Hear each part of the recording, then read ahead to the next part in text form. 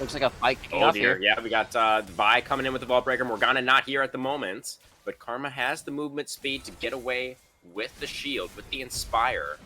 And now Dicalb forced to flash away. Binding going to go just wide, which means Dicalb can Vault Breaker away. A nice piercing arrow from Hellfire. He's got another one ready to go. The hail of arrows to flash forward for the auto attack, and Hellfire picks up the first anticipates the Vi skulking around here, and so they're ready.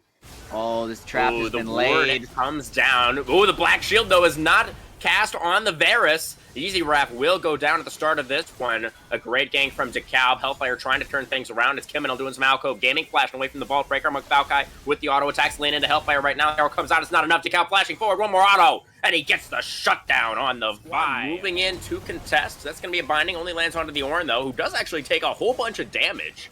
But Dicalb just going to go ahead and start up the Dragon anyway. We have a Mountain Soul on the table for this game. Really, really impactful potentially. Is Dicalb now in trouble? Going to get rooted up. Riposte comes out by going to get absolutely blown away. And now the grand challenge on to Pakka. Ornn rapidly running out of health as well. A heal comes out. Is it enough? 2-6. Going deep into the enemy back line. Going to be able to escape through the event horizon because, of course, that's Veigar on his own team. And now with no jungler, this Dragon should be secured, but Corki's still here. He has the rockets. Well, he's going to have another rocket in a second.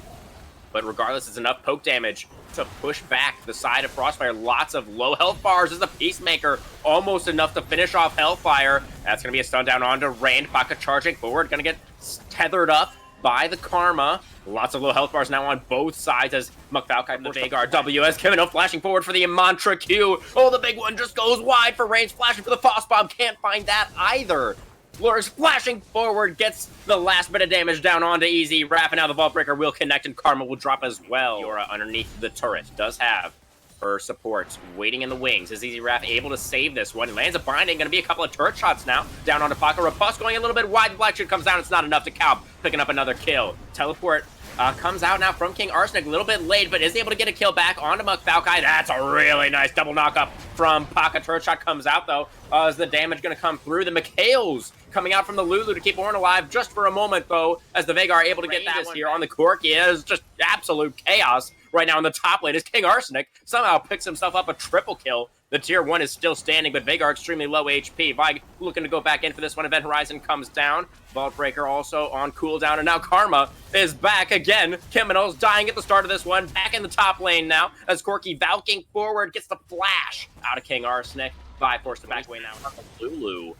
Now going to land a Peacemaker on Hellfire over the wall. Corki trying to get some chip damage down with the rockets, but takes a lot of damage from the Veigar in return as the Dark Matter falling from the sky. 2-6 doing a great job of zoning off on the side, keeping the enemy team trapped over in the Tri-Brush. Another event comes out, going to be a lot of damage. Ornn trying to commit the Ornn Horn, but not able to get the reactivation of it, and now it's 2-6 flashing forward. Gonna get the kill onto Pakka. To land. You got to give it up. You got to know that fighting your way into TP coming out. They're looking straight towards the Baron. They know they have the man advantage, so with those picks onto the top laner and the jungler, Ornn no TP either. This one is just gone, Sandbag. Yeah, this is just an absolute swipe here for the red team. No one has any vision to be able to contest this. A lot of damage pouring in here. And this Successfully scaled, not quite level 16 yet, but still going to be hitting like an absolute truck if he can land these rockets. Dragon that third item being completed before the dragon spawn will be enormous. Yes, absolutely. That is going to be a binding landing. That's going to be the early McHale's. Oh, that's the Zhonya's and the Black Shield committed. Dicalb pretty low, but pretty tanky already. Even without the Mountain Soul, he will eventually go down. Traded back onto the Fiora as the top laner gets dropped in return. Pakka's still pretty healthy. Oh, flashing into the Event Horizon hurts their Guild Force in. Hellfire barely clinging to life. Oh, man. Lots of low health bars. Eziraffe has this might, but can he get close enough to the Dragon to cast it? I should be able to. That one just short. Almost able to land it onto the Corki. Arrow charged up, lands that onto the Caitlynn. So much poke on both sides. It's just whose skill shots are going to land. Still a few seconds on the Vi. Not going to be able to get back into the finish. Get in there. He can't. The soul. Oh, it's stolen by Veigar. Veigar W steals the dragon. And now Pakka hit by the bind. He's going to get secured in the pit on the back end of that one. Oh, it's King Arsenic that's going to drop as well.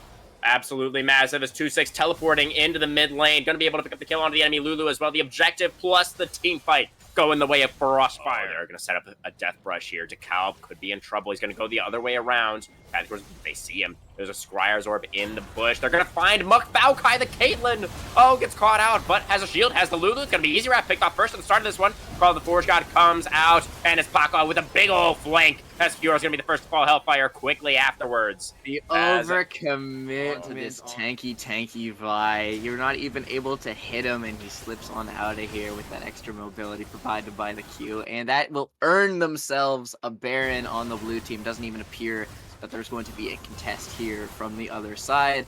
And that, talking about buying yourself some moments in these games, Veigar able to buy his team 5 advantage right now between these mid laners, has the 4th item completed, the Void Staff, level 17, and the package available.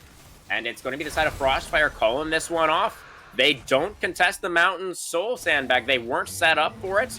They weren't in that position, as that's going to be a package committed, but the binding still lands. Still a lot of damage as a rocket connects onto Hellfire. SD Assault and Battery going in, but the Black Shield is good from Eziraffe, able to peel away as Caitlynn Galeforce in, flashing for the autos, and that's going to be a headshot. Takes out the enemy just wide. Black Shield just used on the Fiora. Going to be a pretty low cooldown, though, at this point in the game as the rockets continue to rain down from range.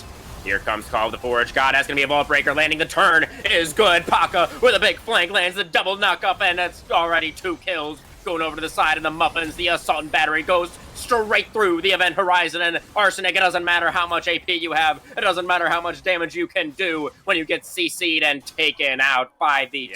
They didn't have enough time. They didn't have enough time to siege the Nexus.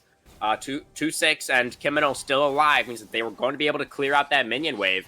And the game will continue back towards the Baron now. Mid inhibitors matched. It's actually going to be the side of Muffins. They're going to have that mid inhibitor respawning relatively soon, I have to imagine. And this is the easiest Baron secure you can even conceive of. So very. On out of there. You are. What left you have to do here? Okay, that's going to be a binding landing. Oh, here comes the Corki with the package flashes. I think he flashed over the Karma Q. They just have so much damage at this point. Eziraffe doing what he can, but it's just not enough. Couple of more quick sides. This is looking to be the close here, flashing from Vi. I think it must be. Dicalb trying to push the Karma back away from the Nexus turrets will be successful in doing so as the turrets just evaporate. The Nexus will go down, and CCG Muffins pick up their